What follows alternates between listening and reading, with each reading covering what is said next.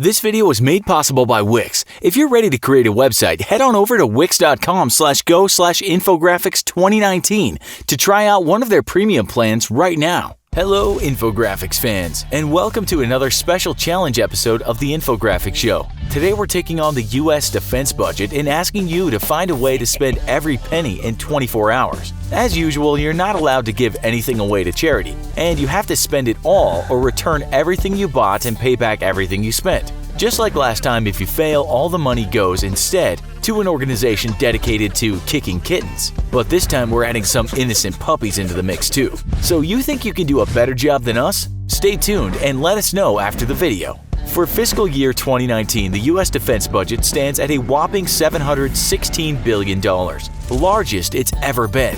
Yet while this figure may seem astronomical, in reality, it's only a few percentage points of U.S.'s total GDP, and a far cry from World War II, when the U.S. spent almost 50% of its GDP on defense. Ever since the decline of the Soviet Union, the U.S.'s defense budget has steadily decreased from 6.8% of the GDP to about 4.5% today. So while the figure has grown in dollars, it's largely stayed in pace with the U.S. economic growth. So how can we blow through $716 billion in 24 hours? We here at the Infographics Show are big fans of space exploration, and while sending robots and drones to the outer reaches of the solar system are a great and safe way to gather data, nothing compares to the achievements of the US's Apollo space program, which brought us the first ever humans to visit a heavenly body. Our first item on our list is thus going to be a resurrection of the entire Apollo space program. That's right, we're going to do what the US and governments around the world have been reluctant to do for decades. We're putting humans back in space. None of this low orbit hanging around nonsense either. We're looking at the moon, and then after that, Mars. We've got places to go and aliens to meet. But getting humans back into deep space after our decades-long hiatus isn't going to be easy. We're going to have to take it easy, so first we're going to return to the moon a few times in order to try out new technologies and make sure we still know how to survive past low Earth orbit. At a cost of $25.4 billion in 1973, relaunching the entire Apollo program today would cost about $144.3 billion. But on second thought, we've been to the moon. Why are we going back to our old stomping grounds? Let's skip the moon and instead just head straight to Mars. Due to a severe lack of vision on our elected leaders' behalf, costs right now for a mission to Mars are difficult to ascertain, but it's estimated that a Mars mission by 2035 would cost $230 billion. Because Mars is so far away and could take up to a year and a half to reach, our crew won't be flying in a regular space capsule. Instead, we'll be building multi-hub traveling space station, complete with living and research facilities. Therefore, our $230 billion price tag would cover the costs of multiple launches of NASA's new space workhorse, the Space Launch System, all to get the pieces of our spacecraft into orbit. 9 months later, we'll be touching down on the lonely red planet and planting our infographics flag on mankind's new frontier.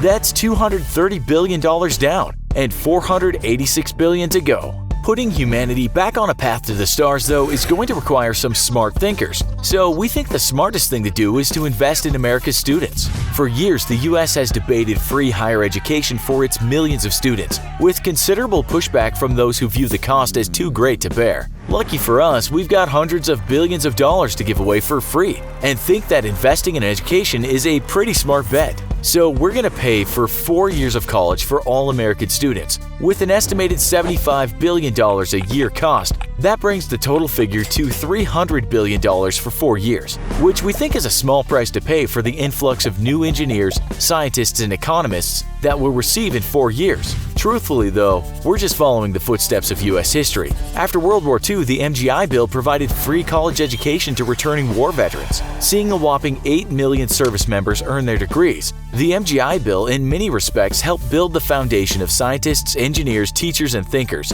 who created the information age and catapulted the United States to its position as a global leader. That puts us at $530 billion, leaving us with $186 billion to go. The UN estimates that nearly 800 million people don't have enough to eat every day. That's about 10% of the world's population. In order to combat world hunger, the UN wants to bring individuals around the world up to the World Bank's poverty line of $1.25 a day, which would cost the world $116 billion a year. However, just feeding people isn't solving the problem, And in order to radically change the conditions of hundreds of millions of impoverished or working poor people around the world, the UN sees a need for an aggressive program of expanding irrigation, infrastructure, and creating credit facilities and cash transfers via aid programs to help farmers and workers get access to tools they need to help themselves. That would cost the entire planet an estimated $151 billion a year, or right around 0.15% of the total global GDP.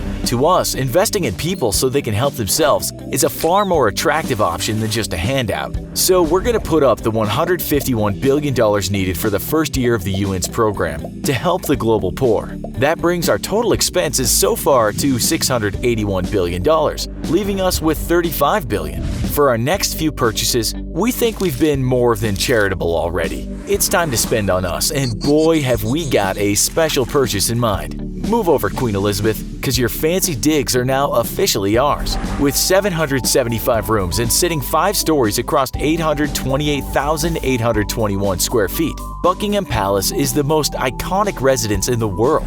And at a value of $2.7 billion, it's practically a steal for our oversized budget. But why stop with the Queen's home? What's a kingly castle, or queenly in this case we suppose, without bling that goes with it? Spanning a collection of over 140 objects that range from crowns to swords to altar plates and fancy robes, and encrusted with 23,578 precious stones. The crown jewels of the United Kingdom are the most expensive collection of jewelry in the world. This collection includes items such as the Cullinan 1, the largest clear-cut diamond in the world at 530 carats, and the coronation spoon used to anoint the monarch as supreme governor of the Church of England way back in the 12th century. Estimates vary but run as high as $6.3 billion for the whole collection. That brings our total to $9 billion for our fancy new digs and our serious world-class bling, for a grand total of $690 billion and $26 billion left over. Next up, we're going to indulge a little bit more in our love for soccer and basketball both. In 2018, the most valuable soccer clubs in the world were Manchester United at $4.1 billion and Real Madrid at $4.09 billion, with each team pulling in $737 and $735 million in revenue each year. At a combined price of $8.19 billion, buying up these two soccer heavyweights, or football as they're known literally everywhere but in the US, is a smart investment. But we're not done. You have to spend money to make money, and we're going to go ahead and spend another $6.9 billion to buy 2 of the most popular basketball teams in the world, the New York Knicks and the Los Angeles Lakers, each worth $3.6 and $3.3 billion respectively, and pulling in $426 million and $371 million each year, for a combined total of $797 million in revenue in a year. That nets us a total income of $2.3 billion every year for a one-time fee of $15.1 billion.